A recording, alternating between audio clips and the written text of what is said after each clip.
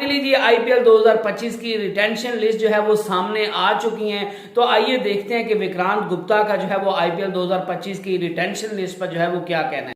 तो much awaited IPL retention list तो आ गई है और इसमें कई तरह की स्ट्रेटजीज पर आपको काम करना पड़ता है जब आप चुनते हैं कि कौन से प्लेयर्स को रिटेन किया जाए, कौन से प्लेयर्स को रिटेन ना किया जाए। और जो सक्सेसफुल टीम्स रही हैं, मजे की बात यह है और इसमें नो ब्रेनर, जो सक्सेसफुल टीम्स रहती हैं वो भाई अपने कोर को रिटेन करना चाहती हैं। लेकिन एक ऐसी टीम है मुंबई इंडियंस जो पिछले साल सक्सेसफुल नहीं थी, जिसमें पिछले साल बहुत ज्यादा कलेश थे, कलह था और ऐसा लग रहा था कि टीम बिखरी हुई है। बस टीम में यह कोशिश चल रही है कि मैं तुझसे खराब खेलूंगा। लेकिन मुंबई इंडियंस ने तो अपने कहते हैं ना all the eggs in the same basket डाले। अब बड़े प्लेयर्स थे उनके पास, उन सबको रिटेन किया। लेकिन मुंबई ने एक बात आज ही बता दी सबको कि पिछले साल जो हुआ उसमें हार्दिक पांड्या का कसूर नहीं था। उन्होंने कहा कि हम हार्दिक पांड्या को इस साल भी कप्तान बना रहे हैं। उन्होंने रोहित शर्मा को रोका, सूर्य कुमार यादव को रोका, जसप्रीत बुमराह को रोका। और आई थिंक पैसा कोई फैक्टर नहीं है, लेकिन कहीं ना कहीं मुंबई इंडियंस ने यह बता दिया कि हार्दिक पांड्या के साथ हैं और हार्दिक पांड्या के साथ ही वो रहेंगे। यानी कि जो पिछले साल मुंबई इंडियंस के फैंस बहुत ज्यादा परेशान थे, विचलित थे, हार्दिक को बू कर रहे थे, देखना होगा इस साल क्या करते हैं। मुझे तो यह लग रहा था कि सूर्य कुमार यादव इंडिया के चूंकि कप्तान है तो शायद वो भी आईपीएल की किसी ना किसी टीम की कप्तानी करना चाहेंगे। लेकिन हकीकत यह भी है कि मुंबई इंडियंस को कोई छोड़ना नहीं चाहता। लेकिन अगर मैं पैसों की बात करूं तो चेन्नई सुपर किंग्स ने यह बता दिया है कि हम ऋषभ पंत के लिए जा सकते हैं, but only to an extend, क्योंकि उनके पास 55 करोड़ है। कुछ टीमें जैसे मैंने कहा वो ऐसी हैं जिन्होंने सब कुछ एग्जॉस्ट कर लिया, जो कह रही है कि नहीं हमारी टीम बनी बनाई है, हमें कोई जरूरत नहीं है। उनमें से एक हैदराबाद है। हैदराबाद ने अपने जबरदस्त खिलाड़ियों को रोका और पैसे भी दिए। यानी कि उनके पास जब वो ऑक्शन में जाएंगे इस तरह का पर्स नहीं होगा कि जहां पर वो ऋषभ पंत, श्रेयस अय्यर या फिर केएल राहुल के पीछे भाग सके। लेकिन उनको अपना कोर के इर्द गिर्द वो T20 प्लेयर्स लेकर आने होंगे। राजस्थान रॉयल्स ने भी कुछ ऐसा ही किया। राजस्थान रॉयल्स ने भी अपने प्लेयर्स को बैक किया। हालांकि मुझे थोड़ी सी हैरानी हुई कि ध्रुव जुरेल को भी उन्होंने रिटेन किया, क्योंकि वाइल ध्रुव जुरेल के लिए रिटेंशन बहुत अच्छा है, but Dhruv Jurel the player को मुझे लगता है कि शायद बेहतर होता कि वो राजस्थान नहीं किसी और टीम से खेलते। ए, आईपीएल में विकेट कीपर बैट्समैन की डिमांड है। बी, भाई ध्रुव जुरेल जब संजू सैमसन ही राजस्थान की टीम में विकेट कीपिंग करेंगे तो वो विकेट कीपिंग के हुनर कब दिखा पाएंगे। प्लस ध्रुव जुरेल क्या हर मैच खेलेंगे, तो ये मुझे उनको देखकर थोड़ी सी हैरानी हुई। लेकिन राजस्थान ने भी ये बता दिया कि उन्हें वो जो बिग थ्री की मैं बात कर रहा हूं उनकी शायद जरूरत नहीं है। अब सवाल यह है कि हैदराबाद ने भी ऐसा ही दिखाया आपको राजस्थान ने भी ऐसा दिखाया, मुंबई इंडियंस ने भी दिखाया। हालांकि मुंबई के एक चॉइस को लेकर मुझे थोड़ी हैरानी हुई। उनको विकेट कीपर चाहिए था, उनके पास विकेट कीपर नहीं है। उन्होंने तिलक वर्मा को बैक किया, ईशान किशन को नहीं किया। जिस भी वजह से यह हुआ हो, ईशान किशन को बहुत महंगे में उन्होंने लिया था और उनका एडवांटेज यह है कि वो ओपन भी कर लेते हैं और साथ ही साथ विकेट कीपर भी हैं। तो यानी कि अगर आप एक विकेट कीपर चाहिए ही होगा, वो विकेट कीपर आप किसको लेकर आएंगे। हाँ, ऋषभ पंत अवेलेबल है, बट जितना पैसा इस वक्त मुंबई इंडियंस के पास है, मुझे नहीं लगता कि वो ऋषभ पंत के पीछे भाग पाएंगे। KL Rahul perhaps yes, but वो भी मुझे मुश्किल लगता है। तो उनको ये देखना होगा कि विकेट कीपर कौन है। चेन्नई की टीम तैयार है। चेन्नई ने आई थिंक एक स्कोप रखा है इन 3 प्लेयर्स यानी कि अय्यर, पंत और राहुल में से किसी एक के पास जाने की, और उसके अलावा उनके पास भी गुंजाइश नहीं है। लेकिन दो ऐसी टीमें हैं जिनके पास पैसा बहुत है। एक है पंजाब और एक है बैंगलोर।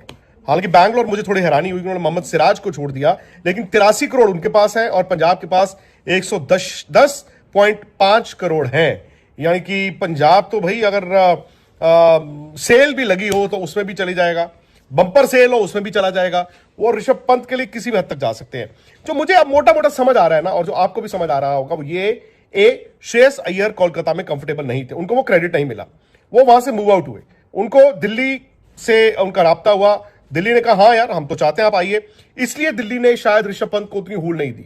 अब ऋषभ पंत भी यार दिल्ली के साथ रहना चाहते थे, बाद में उन्होंने भी कहा ठीक है let us part our ways, because आप तो ऑलरेडी श्रेयस अय्यर को कप्तान बनाना सोच चुके हो। अब ऋषभ पंत इस वक्त मेरे ख्याल से बन जाते हैं the most available and the most prized cap इस आईपीएल में।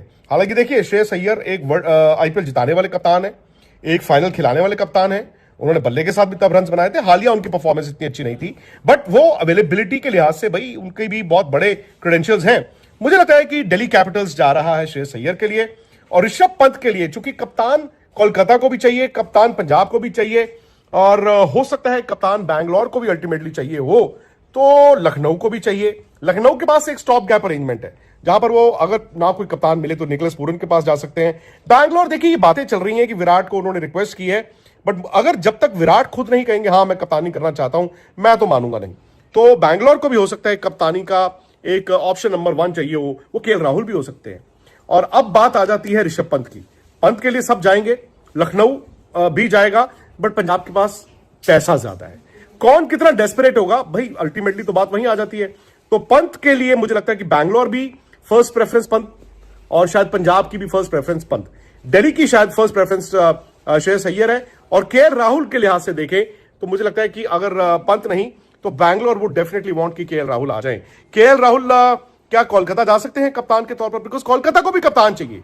तो ये मजेदार रिटेंशन हुई है पैसों के लिहाज से। मतलब जैसे मैंने कहा, अगर आप देखें हैदराबाद बहुत कुछ एग्जॉस्ट कर चुका है, दिल्ली के पास बहुत पैसा है, दिल्ली के पास बहुत पैसा है, राजस्थान भी बहुत एग्जॉस्ट कर चुका है, मुंबई भी एग्जॉस्ट कर चुका है, गुजरात के पास पैसे हैं और सीएसके के पास ओके पैसा है, खूब पैसा आरसीबी के पास है, एलएसजी के पास है, कोलकाता के पास सिर्फ 51 करोड़ और पंजाब तो भाई माउंट एवरेस्ट पे बैठा है, सोने की मतलब खजाना और नोटों की गड्डियां लेकर उनके पास बहुत पैसा है। अब मुझे लगता है कि जो बैकरूम टॉक्स हैं, जो हम सुन रहे थे, पढ़ रहे थे, फला प्लेयर को फला फ्रेंचाइजी ने कहा, भाई साहब अभी ये एक बात बोल रहे हैं हम, राइट टू मैच भी आना है, राइट टू मैच भी आना है। बिकॉज जब ये रिटेंशन होती है ना, आप अपनी रिटेंशन करते हैं, और मुझे ये लगा जब अय्यर और पंत इस ऑक्शन पूल में आए, शायद कुछ ऑल्टरेशंस आपको टीमों की रिटेंशन में दिखे होंगे लास्ट मिनट तक। लेकिन अब जो कि रिटेंशन बाहर आ गई, किस टीम के पास कितना पर्स, बड़ा आसान हो जाता है आपको अपनी ऑक्शन में स्ट्रैटेजी बनाने का। तो यहां पर ये देखना है कि टीमें अपनी रणनीति स्ट्रैटेजी कैसी बनाती है। बिकॉज कभी कभी हमें बड़े बड़े प्लेयर, बड़े बड़े सितारे, बिकॉज आप कहते हैं ना यार पंत ऑक्शन में आ गए, अय्यर ऑक्शन में आ गए, राहुल ऑक्शन में आ गए, लेकिन टीम भी तो खिलानी होती है ना। आपके पास अच्छे फास्ट बॉलर होने बड़े जरूरी हैं। जैसे मोहम्मद सिराज को बैंगलोर ने रिटेन नहीं किया, क्या वो उनको राइट टू मैच में लेंगे, ये देखना होगा। तो टीम बनानी, लेकिन अब ना अगले जो 3 हफ्ते हैं फ्रेंचाइजीज के लिए बड़े क्रिटिकल हो जाते हैं कि वो उस पैसे के साथ अपना तो सोच ही रहे हैं, साथ ही साथ वो मॉक ऑक्शंस होती है ना, सामने वाले का भी सोचते हैं उसके पास इतना पैसा है, वो किस प्लेयर के लिए कितना जा सकता है, तो थोड़ा दिलचस्प रहेगा। तो काफी टीम्स ने जो है वो अपने कोर प्लेयर्स को जो है वो बरकरार रखा है। और मुंबई इंडियन की टीम के बारे में आ रहा था कि इन के खिलाड़ियों के दरमियान जो है वो बहुत ज्यादा इख्तलाफात हैं, और सूर्या कुमार यादव चूंकि इंडियन टीम के T20 के कप्तान है, तो वो जो है वो कप्तानी के तौर पर दिख सकते हैं। और जो है वो हार्दिक पांड्या को पिछले साल जो है वो काफी बू मिला था, तो इस बार जो है वो उनको कप्तान बरकरार नहीं रखा जाएगा। और मे भी कुछ प्लेयर जो है वो मुंबई इंडियन को छोड़कर चले जाए या मुंबई इंडियन खुद उनको रिलीज कर दे, लेकिन ऐसा हुआ नहीं है। और जो हॉट टॉपिक बने हुए हैं, वो दिल्ली के जो कप्तान है ऋषभ पंत जो है वो इस टाइम जो है वो फ्री एजेंट है, और वो सारों की जो है वो नजरों में है। और ये खबरें सामने आ रही है कि चेन्नई सुपर किंग जो है वो ऋषभ पंत में इंटरेस्टेड है, और MS धोनी चाहते हैं कि उनको चेन्नई सुपर किंग में लाया जाए और उनको चेन्नई सुपर किंग का जो है वो कप्तान बनाया जाए। इसके अलावा केएल राहुल को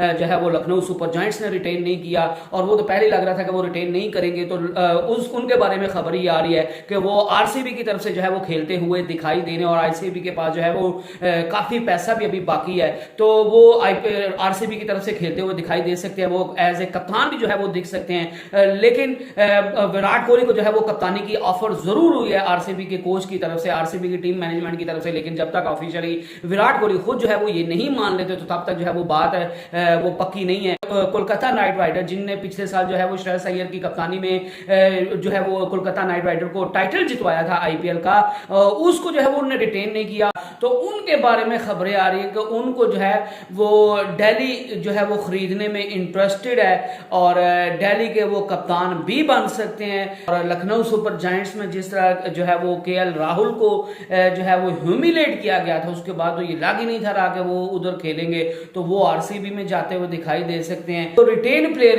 किए गए हैं, उनमें सबसे ज्यादा रकम जो है वो हेनरिच क्लासन को दी गई है, और उनको 23 करोड़ में रिटेन रिटेन किया गया। और दूसरे नंबर पे जो खिलाड़ी हैं वो है आरसीबी के जो है वो मुतवक्के कप्तान विराट कोहली, जिनको 21 करोड़ में आरसीबी ने जो है वो खरीदा, रिटेन किया है। आपको ये रिटेंशन लिस्ट जो है वो कैसी लगी और आपको क्या लगता है कि कौन सी टीम का जो है वो कॉम्बिनेशन अच्छा बनेगा, आप ये मुझे बता सकते हैं। नेक्स्ट वीडियो तक अल्लाह हाफिज।